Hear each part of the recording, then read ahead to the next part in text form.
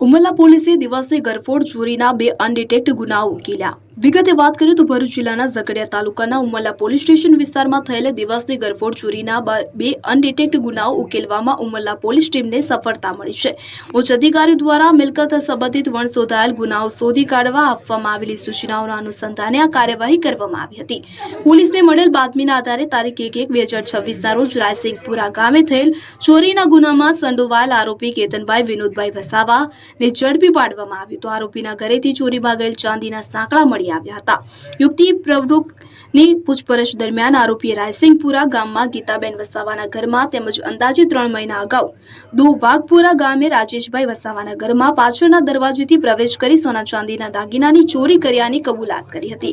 બંને ગુનાઓમાં ચોરી થયેલ મુદ્દામાલ પોલીસ દ્વારા કાયદેસર રીતે કબજે કરવામાં આવ્યો છે। આરોપી લાકડા કાપવાનું કામ કરતો હતો અને કામ દરમિયાન બંધ મકાનોની રેકી કરી પાછળના દરવાજેથી પ્રવેશ કરી તિજોરી તોડી દાગીના ચોરી કરતો હોવાનું તપાસમાં બહાર આવ્યું છે। ઉમરલા પોલીસ ટીમે દિવસની ગરફોડ ચોરીના 2 ગુનાઓ ઉકેલતા સ્થાનિકોમાં પ્રશંસા જોવા મળી રહી છે। અબ્દુલ રઉફ ખત્રી, ઉમરલા।